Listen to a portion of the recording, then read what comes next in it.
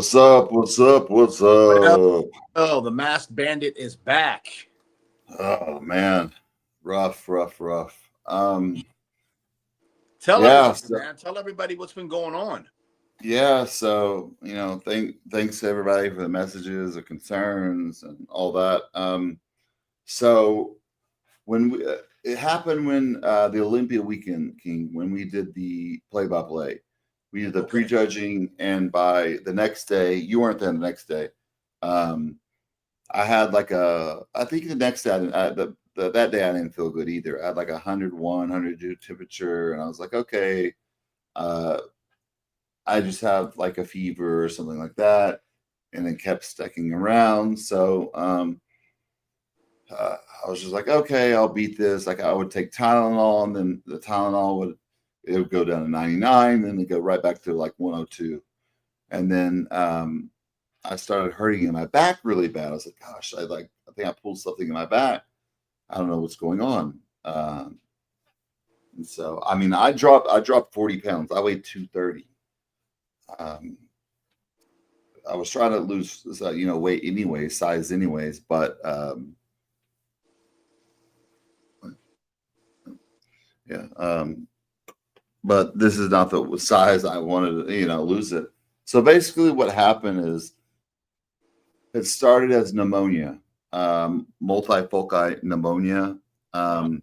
It started in my lungs, and so it was like spots everywhere, and it broke off. It's kind of similar to what Ronnie and Victor Martinez experienced. Right. So it started in the lungs, and it broke off into my blood, and then it became septic, and then so it starts at I didn't know this could even happen. It started attacking joints, and so my elbow started swelling. I was like, oh, I guess I had my elbow on something. And, this is after my back pain. And then my knee started swelling. I'm like, I guess I had my knee the other day on the counter. And then it got worse and worse. I'm like, something's not right. So I went into the ER, and they admitted me, and, they told me everything was going on. They did images, all these tests and this. And there's like, my knee is really, really swollen. And then the knee doctor came in there, the bone knee doctor, the ortho doctor. He stuck a huge needle in it and pulled it out like that, pulled all this pus out. And he's like, yeah, we're going to have to cut you open. So my problem is I'm on a medication called Suboxone. It blocks pain medicine. So usually if someone's going to have a surgery, they would come off this medication 4 to 5 days previous. Suboxone, is that what it's called? Yeah. Isn't that what they give to people coming off of heroin? Opiates in general. Yeah. Yeah. So what it does, it occupies like your receptors in your brain, but it doesn't do anything. It doesn't give you a high. It doesn't kill pain. So it's just to come off that. Because I was using opiates long-term for 5 years. I tried many different methods to get off, and I accepted that. And I was like, when I'm eventually ready to get off that, I'll eventually start to slowly taper off that. Because when you taper off that, you go into serious withdrawals, even though it's not, an opiate. It's a partial. So when they had to do knee surgery, this was all scary. This is always, I always tell people to, do your homework and don't trust doctors, and, know what you're doing. So I told them, I said, hey, I'm on this medication, Suboxone. So when we do our surgery, what are you going to do to help my pain? And he's like, what's the medication? I'm like, oh my gosh, this anesthesiologist doesn't even know anything, because so when you take the Suboxone, it's already partially filled, like the receptors on your brain. So let's say if you give a painkiller, whether it's an oxy or a fentanyl, whatever, Lidod, it's not gonna receive it, and your body's not gonna take it. Right. It's gonna take days. And so basically they sliced open my knee and had to cut open my knee, and they took out like a liter of like pus in there.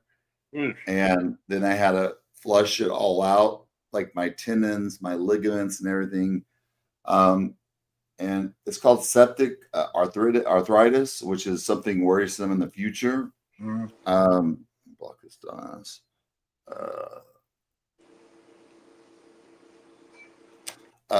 So, you know, like I'm up to walk up here. I haven't even been up here in 4 weeks. This is upstairs.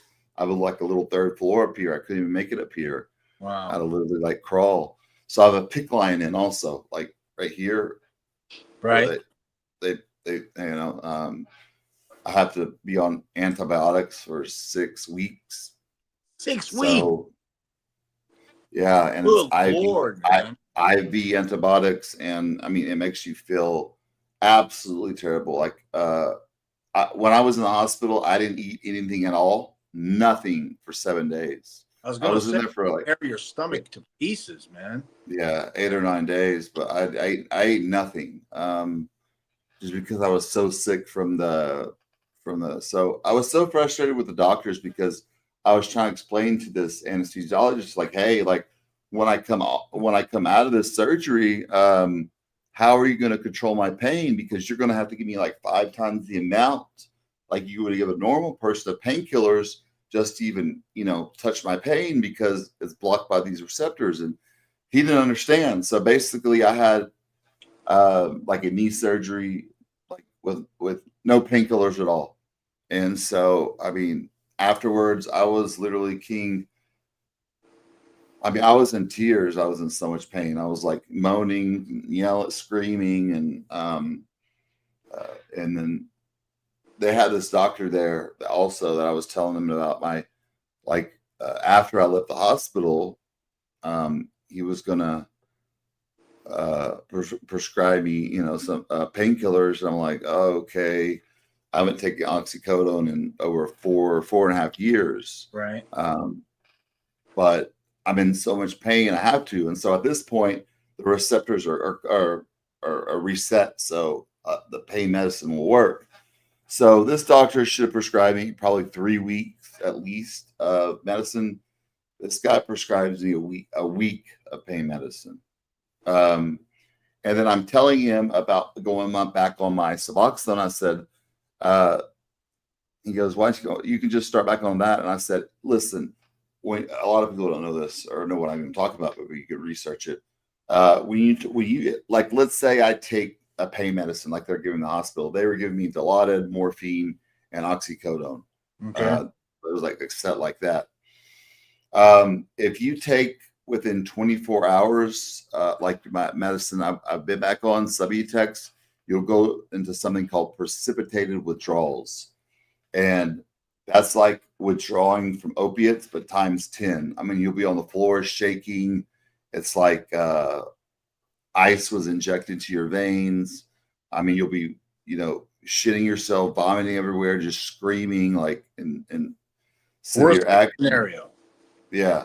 And so I'm telling this doctor I can't take that because that'll happen. And he's like, no, that won't. I'm like, are you serious? This is so this hospital, everything was fine except this doctor. They didn't have a pain. A lot of hospitals have a pain management doctor there, and so they can manage people's pain. He was just the general doctor there. So I was explaining to him, you know, everything. I was like, he's like, yeah, we can start you back on that if you want, or I can write you a script. I said, if I took Suboxone, I said I would go into precipitated withdrawals. He goes, what's that? He goes, what? I'm like, you don't know what that is? And this doctor had no clue.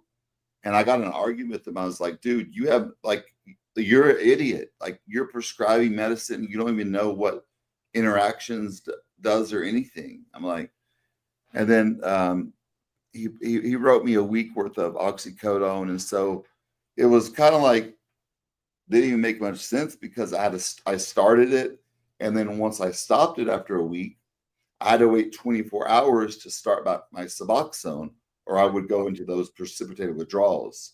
And so I had to suffer. And so I was withdrawing and you know, I was in bed. I was already in bed with my knee cut open, like zero pain relief because I'm not taking any pain medicine and, you know, just withdrawing from opiates. If anybody knows what that's like, you can Google it. It's like, being lit on fire and the flu times, 20. So I get home and so I have an infectious disease doctor. So they're blasting me with a very strong IV antibiotics for 6 weeks. And then they're going to do an MRI, and hopefully that clears off my spine. Right. Victor Martinez, they had to go in and do surgery on his spine a couple of times to get the infection out of there. My wife also had to have that surgery because after she had my son, she had an infection in her body, and the doctors couldn't figure out what it was. And it was like after 7-8 months, they give her antibiotics, and so her back was hurting real bad. So we took her to the doctor, and the doctor was like, "Come in tomorrow and get prepped for surgery." So they had to go in and cut open her back and remove the infection from her back. So, and someone's like, how can this happen? First of all, it could just happen from just the pneumonia. Right. But as we all know, as retired bodybuilders, I take 250 milligrams of cypionate a week. I do healing peptides, which is BPC and TB500. And then that's it. But, I don't know about you, King, but I don't know any bodybuilders that wipe with alcohol and all that. Do you do that if you do a shot? I'm always very, very sanitary. Yeah.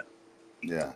I mean, I'm always out of the shower anyway, so I'm always clean. But doctor said it could happen from just, giving a simple injection, or it could have happened just from your pneumonia. Let me ask you this, Armon. Let me ask you this. Yeah. I think this is the question on everybody's mind listening to this. Right. You think that the stem cells, that you think that therapy had anything to do with it? Because you just mentioned 3 names, you, Ronnie, and Rick, and the thing that all 3 of you have in common is the stem cells. Yeah. I mean, when Ronnie had that, I kind of mentioned that. And it could absolutely be something like that. The stem cells are so new. We don't know what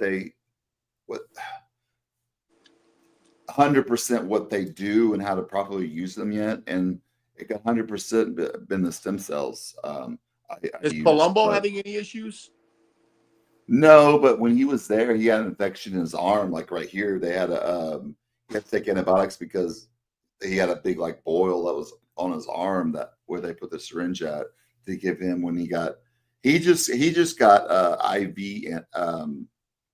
stem cell. I got IV plus that in my back, and then PRP on my back, my shoulder. They didn't even do my shoulder right. They used a 1 inch on my shoulder. That doesn't even get in the joint capsule. You need at least 2 inches. So they didn't even do a good job down there. So this whole stem cell was, who knows? I mean, I don't feel like it improved anything with me, but just for people out there, it's been rough. I'm on literally bed rest. My right knee is, I had knee surgery. So what's worrisome to me is when I heal from all this, what that infection, what did it do to those tendons and all that? Because the infection attacked that. So the doctor said, you can develop arthritis earlier than you would have.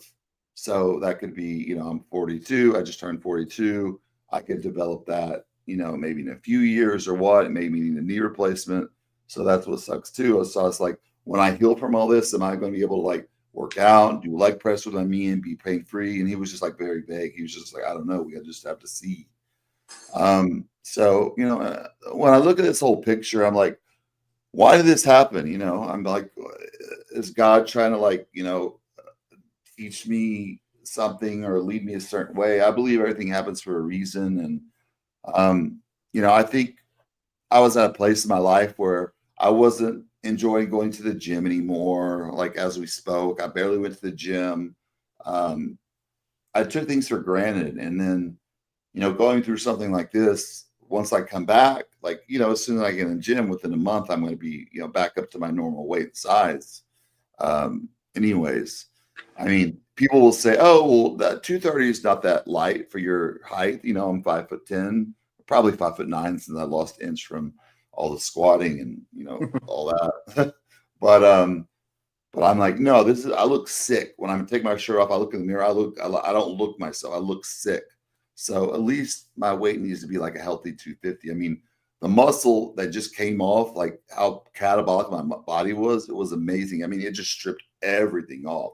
I look in the mirror, I don't even recognize myself. But yeah, I've had surgeries before, and you bounce back within 2 months, and a lot of times you're even better than you were before. So I mean, that's pretty much that with that subject. But for the next 6 weeks, I'm on bed rest. Every night, I hook up antibiotics to my PICC line, and it goes in there. I can't eat. My stomach. I mean, the antibiotics are so strong. My stomach is like just absolutely destroyed. that. But it's depressing, and it's, I'm trying to keep my head in a good place. If I were you, I would look at it as November, December, chill. Yeah. November, December, chill. Just chill, relax, go through Thanksgiving and Christmas, and just January 1st, turn that switch on, and then gradually start to come back. And it'll come back. It always does. When your body doesn't forget, you know that. Yeah, no, it comes right back. But just keeping my head in a good place now. I mean, like just laying in bed I can't help without my family, with my son, with my wife, and I just feel like so anybody going through that, just know, like, it gets better. Yeah. So that's the gist of that. I'm glad that you're rebounding, man. You're strong, so you're gonna rebound quickly from this. It will be fine. A lot of people ask, like, why does stuff happen like that to you, Armon? When I was younger, King, I had a doctor, Dr. Bernstein. He passed away a couple years ago, but he would overprescribe me medicine for everything. He would prescribe me antibiotics anytime I was sick, cold, anything. And antibiotics only work if you have a bacterial infection, not viral. So he would prescribe them all the time. So, I trusted the doctor. I was only 21. So I was literally on antibiotics all the time. And I think that messed my immune system up really, really bad. And I think that hurt my bodybuilding career. I think because I tore tendons that normal people wouldn't tear, just doing stuff, not even in the gym, my pec, my tricep, so a lot of things happened, and it wasn't meant to be. You went to the level you did. It wasn't meant to be that I went to that level. Like, it would have been cool if I went to that level and went all that way, but I had a good following at the time when I was competing and all that. But God had different plans for me. But I have a beautiful family. I think if I continued bodybuilding at that time, I would have been, how bodybuilders are, King. Both of us were not friends with most bodybuilders because they're so self-absorbed. They're so narcissistic. Everything, it's like, when the hard stuff happens in your life, those people stick around. It's like, you don't hear from those people that only call you when they need something. They need a favor, or they want some knowledge from you, So as you get older, I always tell my younger friends, as you get older, like all these people are like, yeah, that's my boy. I was like, no, when you get older, you really figure out who your true friends are, and you can count them on one hand. Hey, Chris Rock said it, man. You'd be lucky if you'd be lucky in your entire life if you have 4 good friends. Yeah. I mean, people just use each other, and I've always been a person, like everybody around me. When I was coming up in bodybuilding, I had my 3 friends, me, Chris Raleigh, and Steve. We were coming up, and we had in Arlington, we had Branch, Johnny, and Ronnie. So we had the best bodybuilders in the world here. But coming up, we were the 3 coming up that were supposed to be the next, thing. I mean, he was even funny because people was like, oh, you're like a little King Kamali because I'm, Persian. And, people were like, have a 10-year difference. And there's not been, at that time, there wasn't really many Persian bodybuilders at all. But, it is what it is. And, I've just been, it's been hard to even text people. I couldn't even do, get out of bed to do anything. And your mind just goes into such a dark place when you're in just that chronic, constant pain. But, you know, I'm not one of these people that want like feel sorry for me. Like, no, I'm going to get back on the, I'm going to get back. It sucks for a minute, but then I'm going to come back, you know, better and better and be even more driven in my business, and everything. So, you know, I thanks for all the messages, guys, that people message me. So like, hey guys, what happened with Iron OGs? Is it still going on? Yeah, it's just, I didn't want to let something out, publicly or just make a post. You know, a lot of people make posts to feel sorry for me. You know, you see those posts, King. Like this, I'm in the hospital. I take a picture of themselves and all this stuff because people like the pity, or people like to feel. I'm not that type of person. No, I don't want anybody to feel sorry for me at all. Life's life. Life's tough. Shit happens, and you know, you come back and you bounce back. Yeah. But what's been going on in the bodybuilding world? Yeah, man, it's just the Prague show. People are pretty much pissed off. The more pictures and everything that came out, everybody thinks Hadi should have won the Olympia, which I agree with after I've seen the pictures. Yeah, after the pictures, it was different. Yeah, Saturday night he definitely should have won. Yeah, that's that. Derek is getting a whole bunch of shit from everybody. Oh yeah, and then hardcore. When I saw just yesterday on TikTok, they had a picture of Derek and Robbie Robinson from 1980, and Robbie was blowing Derek away. You know, and I was like, you know, I feel bad for Derek. He has nothing to do with this. It was the judges, and they picked it and all that stuff. And Tyler came out and he said what he had to say. I don't think I agree with it, but he had what he had to say. It's just been that, you know, and Samson is starting to, people will be like, okay, man, you talked and talked and talked. And then on top of that, Andrew is going to the next level. You know, I saw his, you know, from this last show, I called up Aceto. I mean, excuse me, I didn't call him up. I sent him a text message. I said, this could win the Olympia. And he goes, I know. He goes, I'm like just 1 or 2% sharper on the glutes and hams and a couple more pounds bigger. He goes, that's what we're going to bring to the Arnold. He's going to pick up his $750,000 check, and then we're going to go to the Olympia. I'm like, that's a great idea. You know, with people like Andrew, I think people don't understand, like, before, he wasn't doing everything 100%. He wasn't training 100%. He wasn't dieting 100%. He wasn't pushing the gear 100%. So now people's like, oh my gosh, how he's making all these gains. He's just doing everything right, because when you got all these genetic freaks, they just get by with their genetics. And so they don't know how to dig deep and work hard like a lot of other people. And so I think that's a problem. This whole Nick Walker fiasco with him and his coach, did you see all that drama? I did. And you and I predicted it. I have nothing against Nick. I don't call myself a fan, but I like what he brings to bodybuilding. He's fun. And you freaks are always fun. Marcus, he was always fucking fun. Victor Richards. But let's be real. Marcus Rule looked really good. Nick Walker doesn't have that Marcus. Well, I always said, you know, that's why whenever we finish up our speed rounds when we have guests, I always say Nick Walker or Branch Warren, and 99% of people always choose Branch. Yeah. They always choose Branch. They always say Branch. Well, that's because Branch had that freakiness, but he also had shape.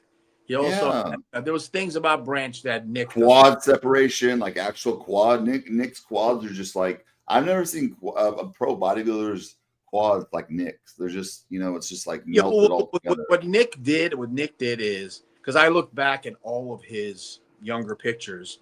What he did was miraculous, because he did not have the genetics. He was not blessed for bodybuilding, but what he did was he packed on as much muscle as humanly possible. And as far as his legs go, he never had quad sweeps, never. So what he did is he compensated for extra slabs of beef and massive inner thighs. So that's what gives him that illusion when he gets up there, especially in the side shots and the back shots, not in the front shots. Front shots, you can't hide. Do you think he's done, King? Because, you know, a lot of these guys now, like when you started, everybody started. Like I know when I started, I had a 10-year plan. I was like, in 10 years, I want to be able to step on a pro stage and, you know, be able to be competitive. So that's why I didn't even want my pro card earlier, because I was like, what's the point of getting a pro card? Because I don't have a pro level physique yet. Now everybody, they do everything in 3 years, 4 years. And we see all the people that, that have that certain look where their cranium's out to here, their heads here, they're growing horns here. You know, Sean Clarita, I saw the other day, he has literally a horn on his head. Yeah. And people back then, you know, people were taking 3-4 IUs of GH. That's what people took. People don't believe that because people now are taking, like these European guys are taking those pins. I think they're like 36 IUs per pin. They're taking 3 of those a day, King. Yeah. Listen, I know because I've been sent protocols, you know, and people who care about these people, they'll contact me and they'll say, "Hey, I know you're going to tell me the truth. You're king. I know your whole life you call people out and you say like it is."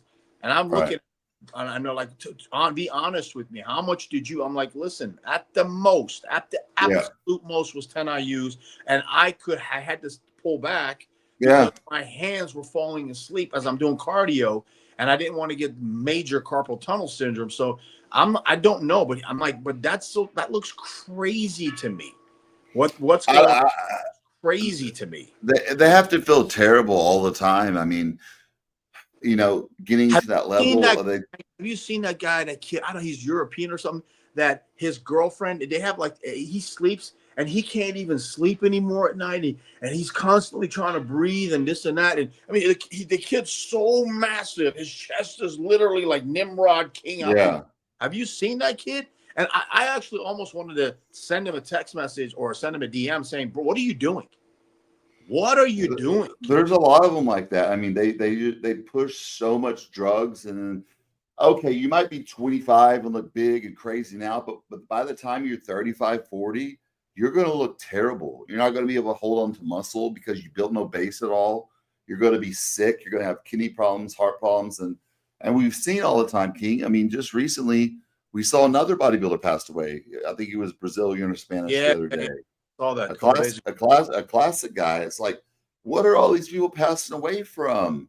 It's like, I think they're using diuretics year round just to look good for shows. Maybe people don't understand how dangerous diuretics are, and maybe they're using potassium sparing diuretics and then taking potassium and having heart attacks. Who knows what they're doing? But the whole Nick Walker deal, like, I know him and his Kyle Wilkes was his coach.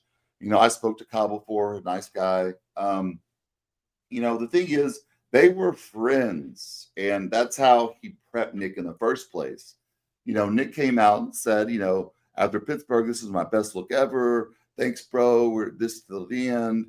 And then I don't think the Olympia was a peaking issue at all. I think it was a prep issue.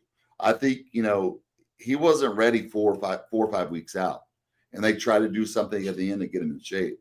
I don't think Nick was off because it was I don't know how you feel about it, because it was you know, a peaking issue. I'll tell you, you asked me a very poignant question. You said, do I think he's done? Yeah. You know how I feel about Nick. I don't think that genetically he's blessed enough to be in there with some of the most blessed guys.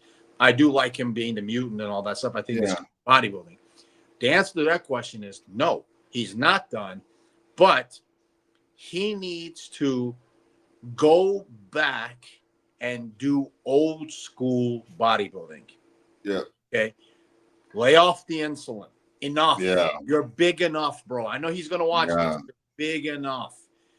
Let the hair grow back. Why did you shave your head, man? It probably won't. He shaved it because it's not growing anymore. It's falling out. I got to tell you this, man. I had a lot of people who contacted me because I have a nice piece of mop on my hair. My shit's not going anywhere. And they were like, why did he shave his head? He's a good looking guy. I was like, I don't know. I don't understand it either. If he was losing it, that's one thing. He was losing it. Okay. Yeah. If losing it, that's one thing. Okay. But you know the bodybuilders' haircuts, he starts right there and it gets more like this and this and this and this. And going back to the point I was making, he's got to go back to the old school. I'm talking about, you know, cardio, fasted, suffering, low carbs, drop it down to under 100 grams for a couple of days, maybe sometimes go zero, cardio at night, posing sessions that make you cry, that kind of old school stuff. And he could definitely come. I mean, because I go back and I look at his New York Pro Win picks. Yeah. And he looked great. Good, man. He looked very good at the New York Pro where he won. That I think too many people got in his head that he's the mutant, the mutant, and he wanted to go down. Now, if Nick Walker wants to travel the world and guest pose and freak people out, God bless you, man. Go make your money, do what you got to do. But if Nick Walker wants to step on the IFBB stage and beat Derek, which a lot of people thought he did at the Pittsburgh show, beat these guys, he's going to have to go take a step back and work on quality instead of size. Now, you have enough size. Yeah. And, you know, he used, and he, you know, pushed this product called retatrutide. We all know that's GLP-1. He was like, yeah, man, it's a cheat code. So what it does, it makes everything digest slower. So your stomach, literally shit sits in your stomach longer. So it empties out. So his coach, Kyle Wilkes, was using that because he used it with the client I got from him for a while. I had that crazy client, classic guy, Anton, for a while, and he was on it. He was eating like 5 meals a day. I'm like, why are you eating 5 meals a day and taking this? It's like a girl's diet. I put him on 10 meals a day, and he grew like huge, and I took him off that. But a lot of people are using this because they can diet, and you know those killer like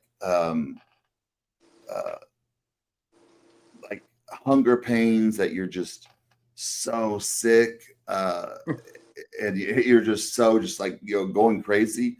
They're not using that because they're like, oh, it's a cheat code. You can just take this and not get hungry at all.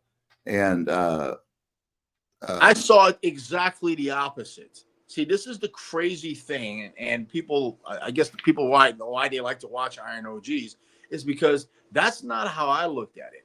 I looked at it as, I am suffering, you can't. Yeah, it builds character. I don't know if you people out there understand what I just said. I'm gonna repeat it one more time. When I went through those, and believe me, with Chad's formula was not 250, 500 grams, 700 grams of carbs, which a lot of the guys are doing now. Yeah. It was 150 on a high day. 150 on a high day. That's why we would look like sucked in faces and all that stuff, because that was our high day, was 150. So the suffering factor that I went through was insane. Yeah. What I did was I said I would mentally play games with myself, and I would say, you can't do what I do. That's why I'm professional. That's why I'm top 10 in the world on planet Earth. You can't do when I drove by McDonald's and I saw people, I would laugh at them. I'd be like, you can't do what I do. You could never do what I do. So I enjoyed the suffering. I enjoyed it. I'm like, this builds character. If you can do this, you can do anything in life you want, because this is the hardest thing to do. And then, you know, so everybody's taking this retatrutide now, which they don't get hungry on their diet, but then they get to their show and you're carbing up, you're trying to do all this stuff, and things aren't working properly because your system is not emptying it out right. It's slowed down. And now people are learning. And, you know, I got a lot of slack for saying this like months and months ago. I'm not a fan of GLP-1s. I'm not a fan of retatrutide. They're like, oh, you're just a hater. You're just jealous because you didn't have it when you're competing. I'm like, no, guys, you'll start seeing people having issues from it. And Nick Walker, perfect example, how he looked. And where does he go from here? Where does he go coaching wise? Who wants to take on someone like Nick? I know he's very difficult to work with. He's very difficult to work with. And, you know, he contradicts himself. First he said, like, you know, Kyle's my boy, he got in the best shape ever. And then he said after this Olympia, you know, his style doesn't align with me at all. And, you know, it's sad because you know, people see online, these people are, oh, they're best friends or this and that. And then boom, something like this happens and they don't talk to each other anymore.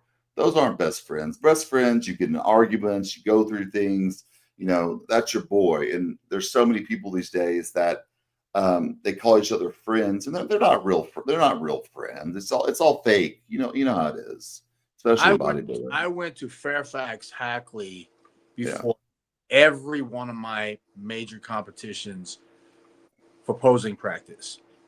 And the reason why I went to Fairfax Hackley is because he was mean. He was mean. I didn't want somebody to tell me I look good. I want somebody to look at me and put me down and tell me that Dennis James is going to crush me. Dexter Jackson's harder than you. That's what I needed to hear. Everybody right now. So listen, what's Nick going to do? I would 100% do the Arnold Classic, the New York Pro, and the Pittsburgh. 100%. Those are the three shows. At this point, he can prep himself. He doesn't need a coach. You know what? If he needs somebody to critique his physique or anything like that, there's 1,000 people he can send his pictures to that they will critique his physique. I'm sure Chris Aceto would Palumbo would love to get his pictures and say, hey, okay, I think this looks good, or this looks bad. Send it to us. We'll tell you, hey, we think this looks good. We think this looks bad. There's many people. As far as coaching goes, I have no idea, because this is what people do now. They go from coach to coach to coach to coach, trying to find the secret formula. But I mean, do you see him giving somebody his program and they're like, man, this is a lot of stuff you're on. You're gonna have to back off this. And he's like, no, I'm gonna push on the gas harder. You know, I mean, the first time I saw Dallas McGarver's program, I was in shock. I had never seen that before. And he has that same look. Knows him well. I'm like, is this normal now? He goes, this is a little bit above normal. Yeah. They had to admit it. They said, no, this is a little bit above normal. They get that look too. I mean, Nick starts to look like Dallas McCarver facial wise. I mean, I don't want to be mean, but it's almost like a Down syndrome type look, where everything's like growing and it kind of goes together. Funny you should say that. Who are those two monsters that were at the Dubai Muscle Show that were going from booth to booth to booth, making all the pros look small? Do you know what I'm talking about? No, I didn't see that. There's these two guys. One of them is a Russian bear-looking monster. Like, he's just like freaking hands, huge hands and stuff. And they went to Hottie's booth, and Hottie was like, "What the hell?" I mean, they made Hottie look tiny. You know, tall guys, right? Tall. Yeah, and one of them, they went to Bumstead's booth, and Bumstead was like, "What the hell?" You know. But exactly what you just said. If you look at that kid's face, the other one, the bodybuilder one was a big gorilla. The other one's a body. His eyes, exactly what you just described. Yeah. Like, he can barely open up his eyes. He's got that look in his face. Yeah, you're monstrously big, but at what cost? I know. I feel like there's life after bodybuilding, and all that bone growth that grows together. And I mean, your head grows, this grows, their eyes shut together, and then this all grows. I mean, you didn't see that in any bodybuilders. Look at all the guys you competed against, Kevin, all those guys. Those guys' faces are normal. It's not, they don't have all these growth faces, and all these guys now. Remember, we're hating. We're haters. When I say Kevin Levrone slept on the floor and ate broccoli and tilapia for 7 weeks, people thought we were kidding until he came out and he himself said, "Yeah, that's what I did. Yeah. That's exactly what I slept on the floor and I ate tilapia and asparagus for 7 weeks straight." Yeah. Nobody wanted to believe it, but that's why Kevin's skin was paper thin. Yeah. I just don't like where the judging has gone. Like this whole look like you're about to explode. I just don't like that look. Let's move on to Martin. Did you see the whole video of him freaking out on that guy? I haven't, but I will. I'll play it. I will preface it before you even show it. I know his personality. I've seen a bunch of his videos, and he's very gung ho. I'll show you and this and that. So I'm expecting something a little crazy. So let's see it. So basically, Giles, from Muscular Development, said a long time ago. This was almost a year ago. He said C-Bum should have beat Martin at that show, and I thought C-Bum should have won too. But they had Martin winning, and Martin, that was on his mind, and so I'll play the video. Basically, Giles is videotaping, and he goes up to Giles and he would talk shit. I mean, I know Martin. He lived in Dallas for a while. We trained together for several weeks. I helped him out with stuff. He's a really weird person. Just an odd guy. Like, when you're just with somebody and you just feel uncomfortable because they're just so awkward. That's a video of Martin. I saw a video of Martin who after I saw this video, I knew exactly, because I know his type. It was a strumming video where Branch Warren and a bunch of bodybuilders were outside on some dock, and they opened up that can of stinky fish to smell it and react to it. And his reaction was exactly like you said. He over the top, you know, crazy, puking, going back and forth and screaming. Yeah, I was like, he looks a little bit crazy to me, but he's a little off. Let me play this video. Here we go.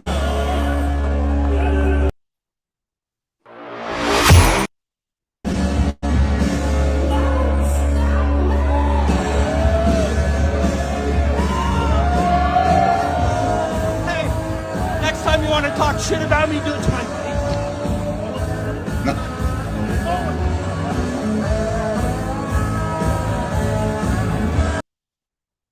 Well, Martin, he's right there in your face videotaping you, weirdo. Like, dude, talk to somebody like that. That's real. You know, they'll knock you out. You know, these bodybuilders, King, they get amped up on all these hormones, and they think they're a tough guy. And they've never been in a fight in their life. Go fight somebody that's been fighting in the streets or something like that, and they'll whoop your ass. Like, Martin, what are you doing? You're supposed to go ahead, King. I was raised, and my best friend in high school, and he's still one of my closest friends ever, was Tony Sikela, and there's not one human. He was the original Kimbo Slice times 10. Okay, so I learned from the best. I saw the best. I saw how his philosophy was, like, he was the original, like, you know, I know he got popular, Cobra Kai got popular later on, but he was the original. They used to always say to me, nah, man, fuck Daniel, strike first, strike hard. I like that guy right there. I think he's right. So he was one of the originals. Anyway, I don't know Martin. You know, I think he's an exceptional bodybuilder. I think that his whole life is bodybuilding and dedicated everything to it, and he takes it seriously. To have that type of passion, I fucking respect that. That's great. I mean, King, though, someone's critiquing your physique. This is bodybuilding. This is not an attack on him personally, and they go up and do something like that.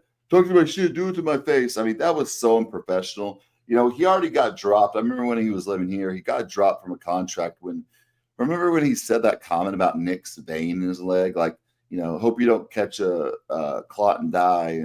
It was something just like mean. I'm like, why would you say that to somebody?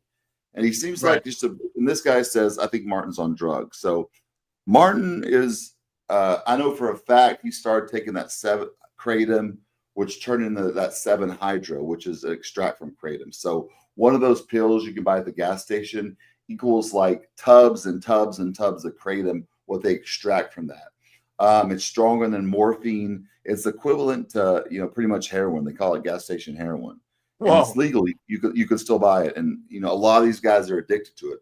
They were handing this stuff out at bodybuilding shows. You know, Guy Cisternino was with a company and they were sponsoring and handing this guy. I'm like, you're literally getting people addicted to something that's like just like an opiate. They're like, well, it's not an opiate. It does the same thing. It occupies everything on the brain. So it's the new Nubain, but the thing is, it's stronger than Nubain, and it's a lot more addictive. And all these guys are taking it now. That's why you see a lot of them like sweating all the time, and you know, a lot of them. I think a lot of them are having GI issues because they're constipated, because it constipates you, and they can't go to the bathroom. And I think a lot of them are hooked on it, and I think people need to bring awareness to this, but you know, people just don't know how to talk about it. And I think a lot of these guys, I know a lot of guys that are on the top personally, and they're taking this stuff. I'm not going to name names personally.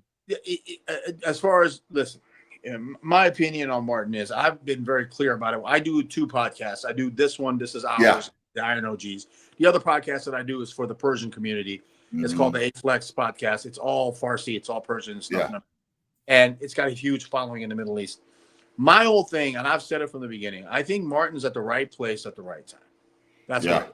He's definitely one of the top guys, because there's compared to everybody, he is one of the top guys. Yeah, but he is. And I'll say this too right now, so he understands, and if he's watching this or people send this to him, I have nothing against Martin. I think he's great, absolutely. But Nasser El Somebody, Flex Wheeler, Chris Cormier, Ronnie Coleman, Dexter Jackson, Sean Ray, you wouldn't be in the top 8, brother. You wouldn't. No. That's just reality. That's if you could, you take those physiques, Paul Dillette, You take those guys, Aaron Baker, the list goes on and on and on. Yeah, it's not comparable. The late 1990s, the early 2000s, you can't compare. There's no comparison. I think that we killed that.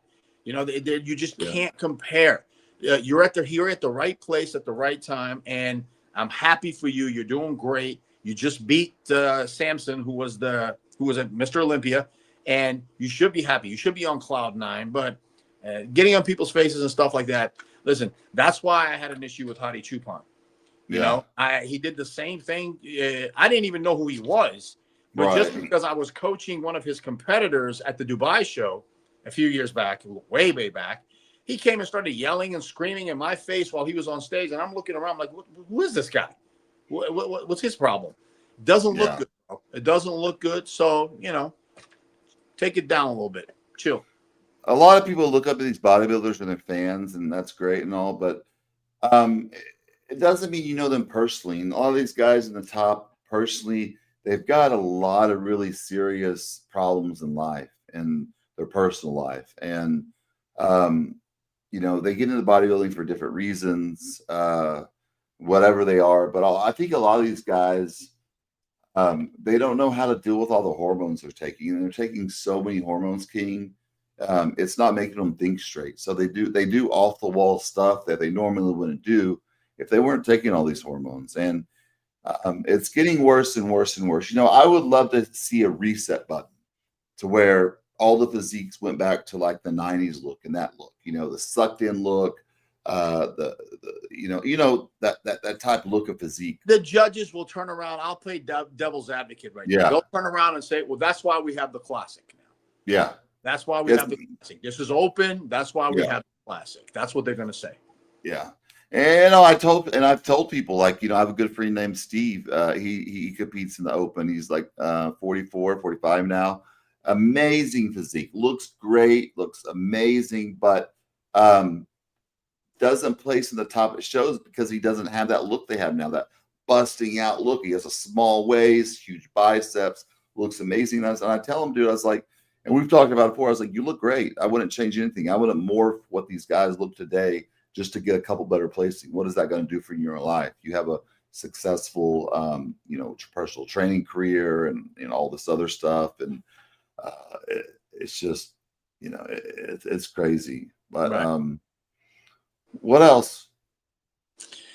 Let's see what else. The Nationals is coming up. Nobody even talks about it. I mean, we don't know anybody. There was a time where Nationals was even as big as the Olympia. I mean, that's how big the Nationals was, because Nationals was more. You knew that the guy who won the Nationals was going to be the next superstar going into the IFBB. Now, I even had to ask somebody today. I'm not going to say who it was, but and they said, well, it's the second week in December. I'm like, oh shit, it's coming up. It's here, and it's here where it was like 15 minutes. And hey, guess what? I when he told me it's in Texas, I might come down for this one, man. I might be there. So I'm not sure if any clients in it. There's a show a week out. A lot of people do to qualify for it, and it's a local show, and it's a really good show because people are all trying to qualify for nationals, and then they just stay here and compete. And everybody thinks they're going to win, but no, I mean, it's a stacked show. And I've got 2 clients in the show. One looks really, really good. The other guy's the Masters guy, but one of the guys looks really good. But I kept telling him on prep, I was like, listen, your gear's not real. Your body's not responding how it's supposed to. Test your gears. Like, no, well, I saw the reports online and it said on the website that the stuff's. I'm like, dude, how can people believe that?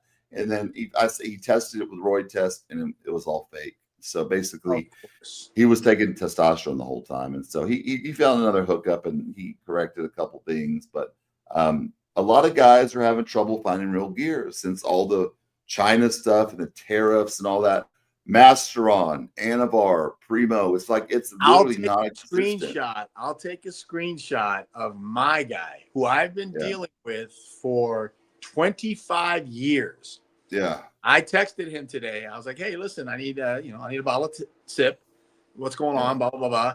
And he said, and I'll text you I'll send you what he sent me. Yeah. But it's exactly what you said. He goes, bro, it's bad out there, man. It's bad. Out of mass P, I'm out of mass E, I'm out of VAR, I'm out of this, he goes, I got nothing. And I was like, this guy's been around forever too, man. My guy too. One of my buddies, he's been 15 years, and he started getting fake stuff, and I'm telling him it's fake, and he's just like, no, it's my guys wouldn't do that to me. And then I'm like, dude, these people are from China. They'll make money and do anything. Like, how can you trust these people? But I think a lot of these guys, the guys that are getting good stuff, they either were stocked up already or their supplier had just so much advance. But if you're trying to get stuff now that's like Anavar, Mast, Masteron, Primo, none of that's being produced right now. And hollow testing, that's a super one hard to get right now. People can't find that. I have clients that can't find that. Hopefully things change next year, and people get their stuff back going again, because it's affecting physiques. I see physiques all the time, and I'm like, something's not right with them. I mean, they're doing everything else right, and it doesn't look the same. I hear you. Yeah, but yeah, just sitting here. I'm in a lot of pain, guys. If you want to know if I keep moving, I'm in pain. You did good, man. We did a good 51 minutes. We did good. You want to answer a couple questions and call it a day? I mean, not many questions were there. Praying for me, what happened to Armon. Appreciate everything. Watched the episode earlier. I talked about what happened.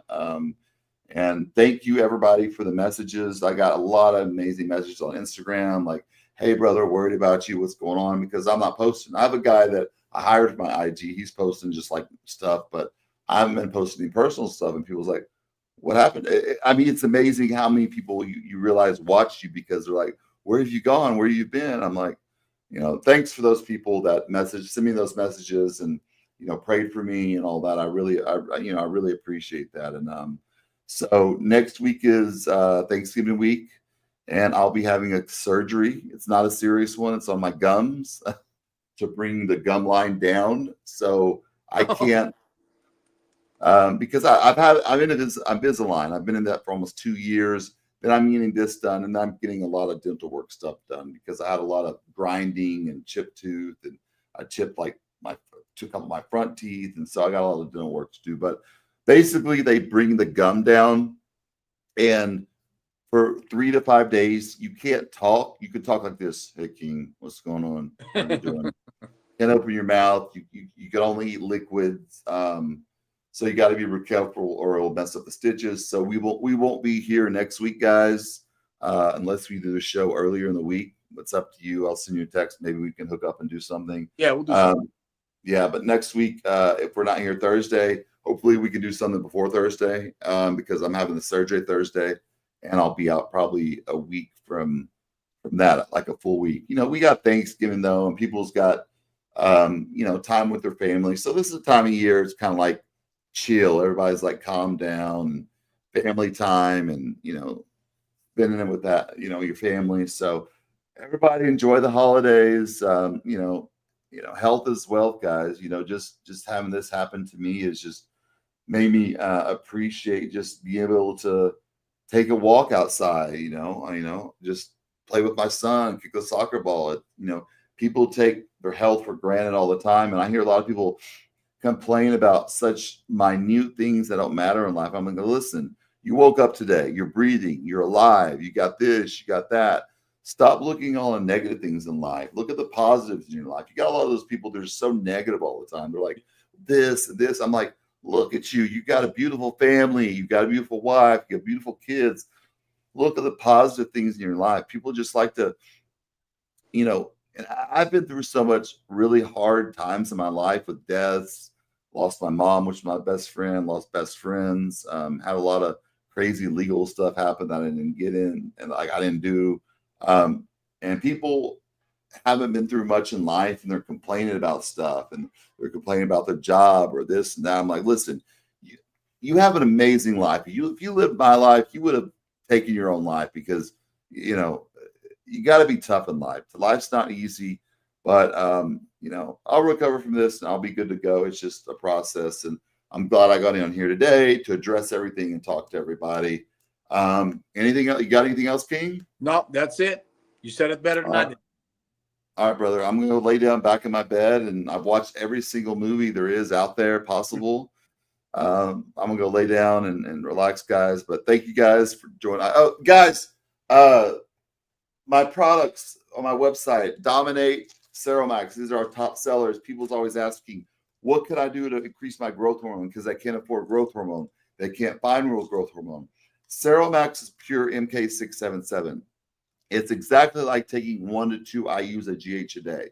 I've been taking this for 10 years, and I don't take GH anymore. Dominate is great for if you're a natural bodybuilder. It boosts testosterone and doesn't mess with your natural production. It's a really strong product. It has Laxo in it. It has arimistane in it, which is the anti-estrogen. So check those products out, guys. People ask me all the time, what are your 2 best products to take? Like I put size on. Those will put 10 pounds on you in the first month. So I just wanted to say that because I get messages all the time, like what's the best product to take? We have this whole line of other products too. Check those out. Guys, if you want coaching, coaches that care about you, that will be there for you, that's not going to run, to ghost on you. King and I are here to help you guys out. I coach mostly lifestyle people now. The bodybuilders are difficult these days. They got to find the gear. They don't appreciate what you do for them, and you go out on a limb for them, or you'll coach them and they'll go to someone the next year after they won. People are weird, King. We're living in some strange days. Yes, and I agree. I mean, just go on. I just can't scroll on the internet sometimes because it makes me so sick. Just how everything in the world is. I'm like, everything that is right is wrong, and everything that is wrong is right. And I think we're at a weird place. And I agree. 100% agree. All right, brother. Love you. Have an amazing day. Take care. Heal. Get better. Peace out. All right, brother. Later.